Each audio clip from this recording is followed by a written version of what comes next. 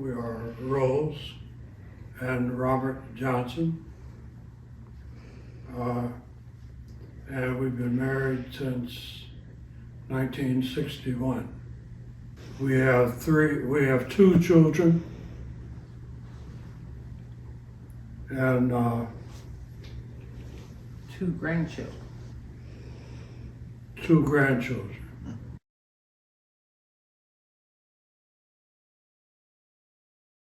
My folks lived in Tallahassee in the beginning, and then my father got a job in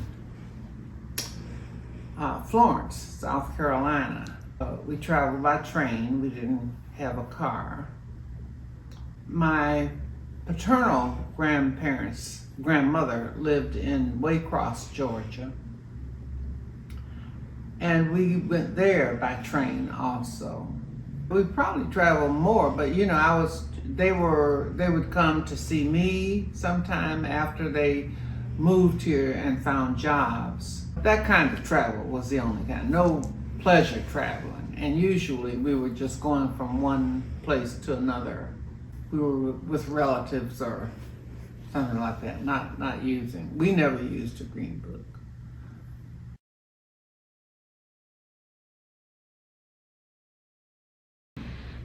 Well, I grew up in Chicago, basically, after I was 8. We lived on the far south side in Princeton Park, which was brand new at the time. And across the street from us lived a family that I met when I was 15. And they had a new baby girl who was 2 months old. And I dearly love babies and small children. And other ones too, but those are my special loves. I met the mother of this little baby first, and I became her primary babysitter. And they were real socialites. They went out a lot. And so when she was about 2 years old, he got the job as manager of the Sutherland. And I remember the New Orleans room there, because it was for jazz and lots of black musicians came, lots of very famous musicians. Unfortunately, I didn't see them because I was 15. It was really a nightclub, I guess, wasn't it? I think so. Yeah. I can remember going to the Sutherland as a young man. They would have guest musicians who would be, very attractive. It was a place where you could go for dates, and really enjoy it.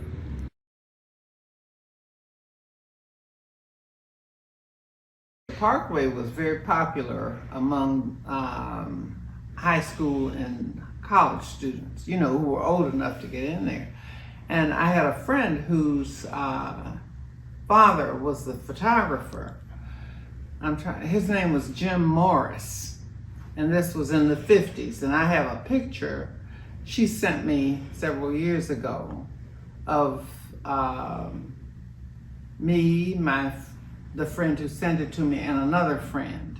And I have no memory of that evening except for that picture.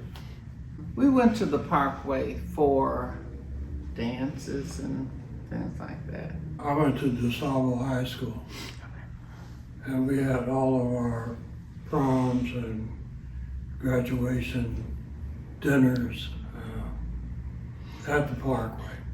And we thought that was really stepping in high cotton. It was. It really was.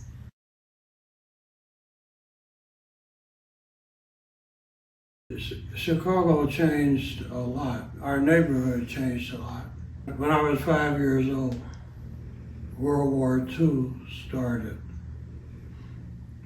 and the Great Migration started.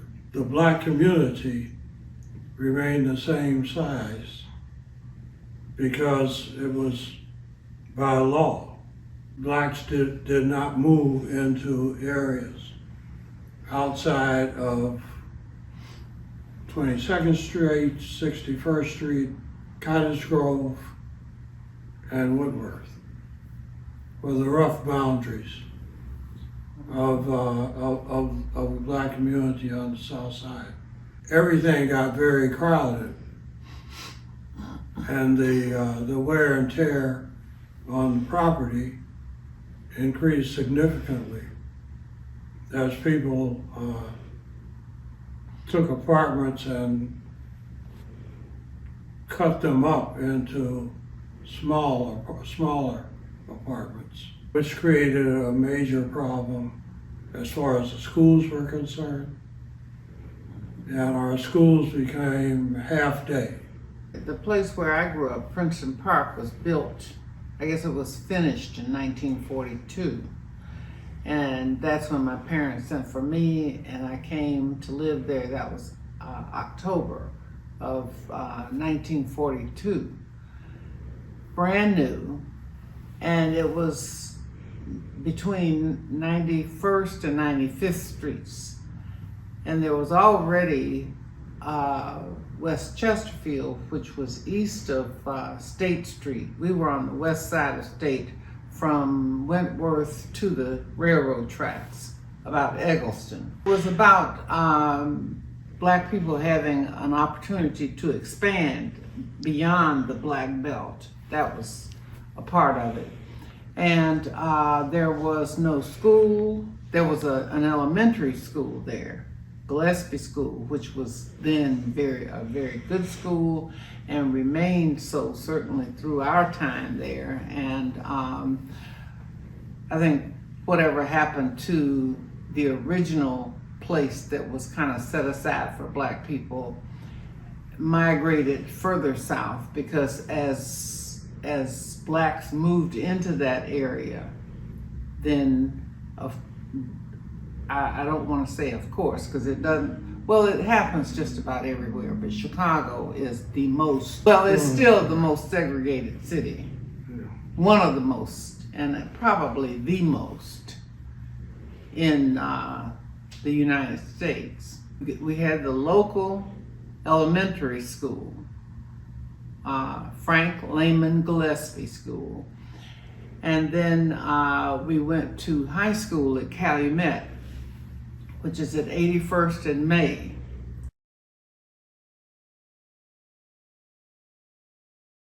But anyway, we went that far away to school. And the thing that stands out most in my mind was that there were kids coming from Evergreen Park at the time, because it was a relatively new community. They had a bus, and I don't know, maybe their city paid for it or something, but we had to hop a streetcar and a bus, and it probably took us 35, 40 minutes to get to school and then walk a couple of blocks. But that was not a real negative opinion. I think the real integration of that school had happened it happened about 4 years before my classes turned to go. So the people in the neighborhood where we were going were accustomed by that time to seeing black kids walking up and down the street, but we did not tarry. In the wintertime, we got out as fast as we could because it got darker earlier. You know, we were treated, I would say, well enough. There were 2,000, the school was populated by 2,000 students, and 200 of them were black. But one of the best memories I have of that school, I was a pretty good student, not as good as I might have been, but my Spanish teacher, I guess she also sponsored a senior girls honor club. When the girls were elected at the beginning of that school year in 1952-53, the senior girls council was made up of 80 white girls. And somebody told me, I don't remember who it was, but someone told me that Miss Earhart spoke up for me and said that I should have been there. And so there were 81 girls. And I have my yearbook that shows that picture. But most of my Spanish teachers were just outstanding, all three of them, over the years. I took Spanish for 4 years in high school. Other English teachers stood out. The experience was pretty good, and then because I was on the Senior Girls Council, I worked for the principal, and I worked really for his secretary. I was like a runner, whatever, and open mail for and stuff like that. When I graduated years later from college, I was a teacher, and I went to take my oral down at the Chicago Board of Education, 228 North LaSalle, what was then. And when I walked in to go for my oral, there was Mr. Worst, Glenn C. Worst, who had been an area superintendent, or he left there and became an area superintendent. And he and one of the members of my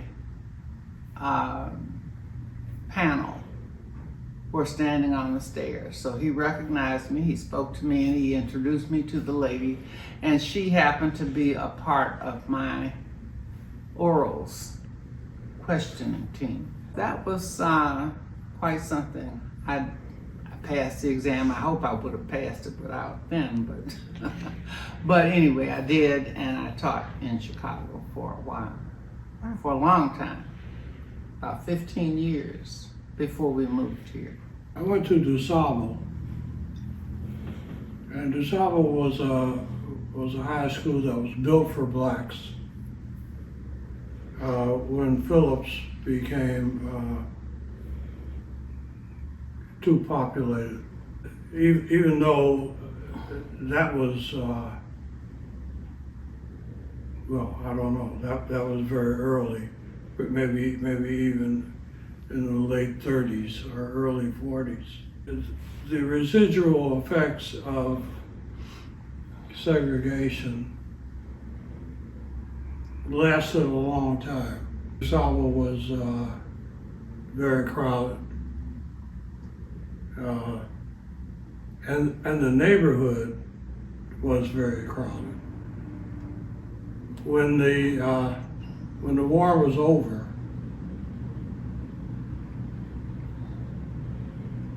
the people who had increased the population were still there. It was a crowded school, and it was a crowded neighborhood.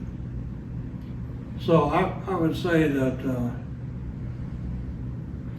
much of my early life, in fact, I could say all of my life, I have been very aware of discrimination. And discrimination has been a significant part of my life and development.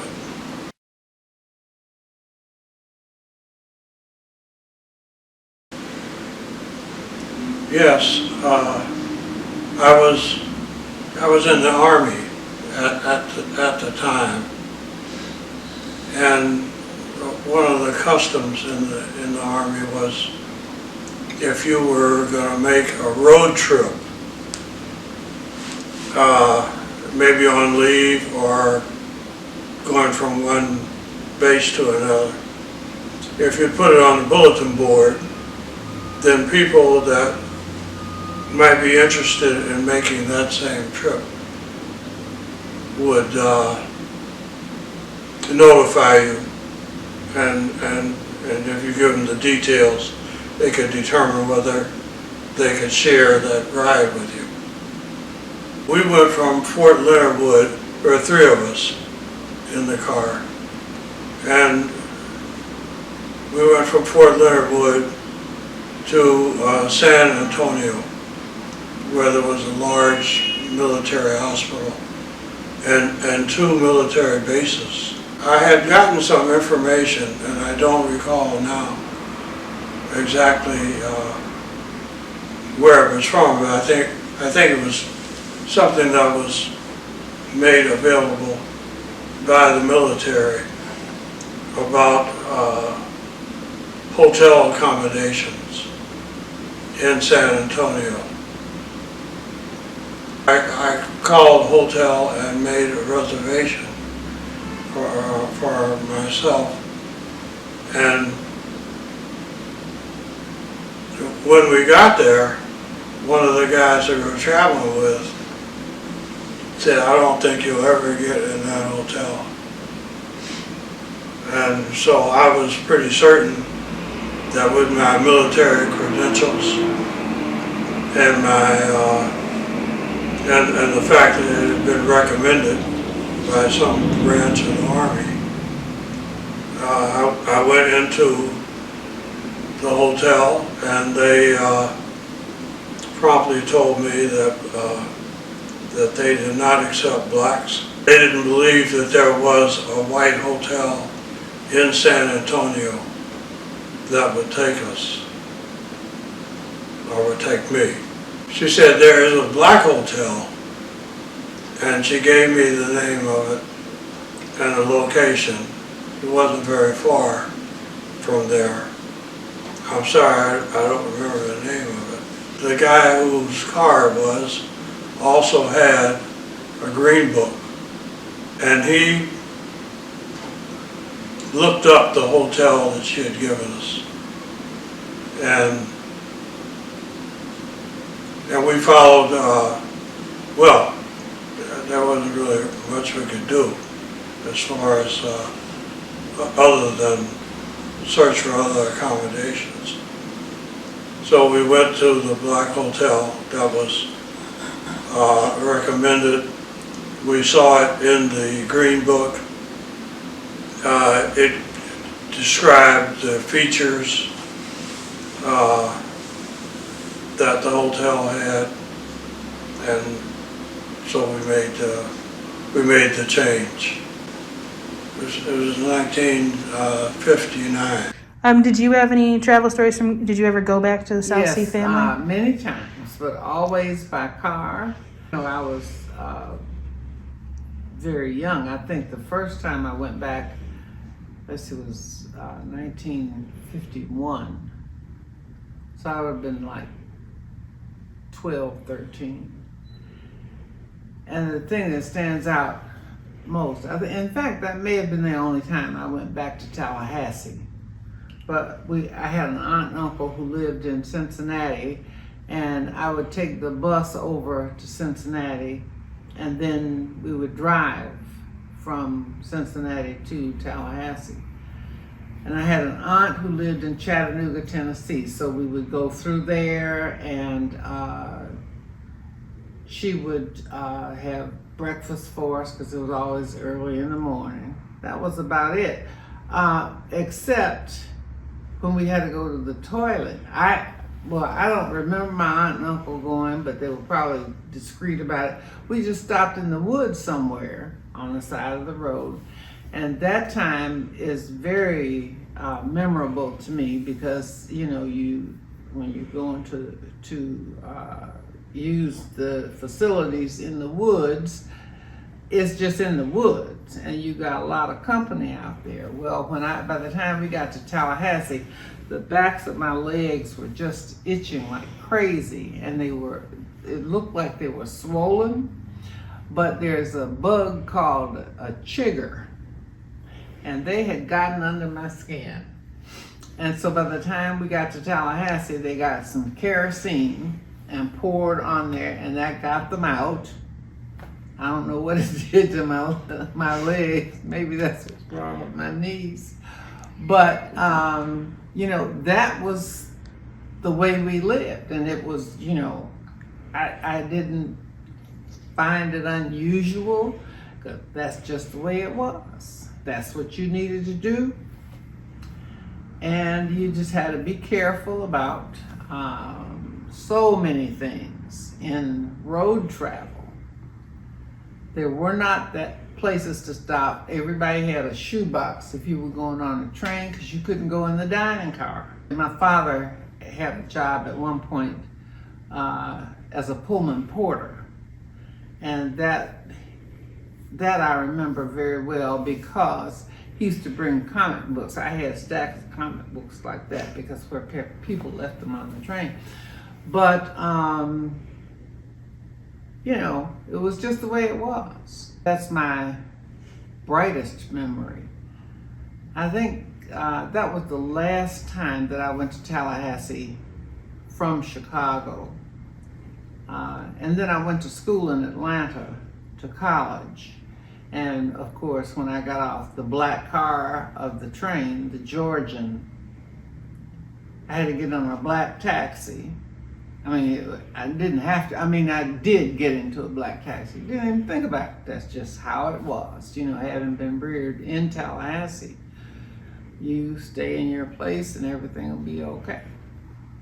Most of the time. When I came to Chicago at the age of 8, I was on a troop train. Soldiers everywhere. You know, the Army was a big, it was a big deal. World War II was a big deal, you know. I was traveling by myself. The porter was gonna look out for me, and the soldiers looked out for me. They were all black soldiers. And they were very, very kind to me. And, you know, 8 years old, traveling alone, car full of soldiers. And, you know, I was probably safer there than any place else.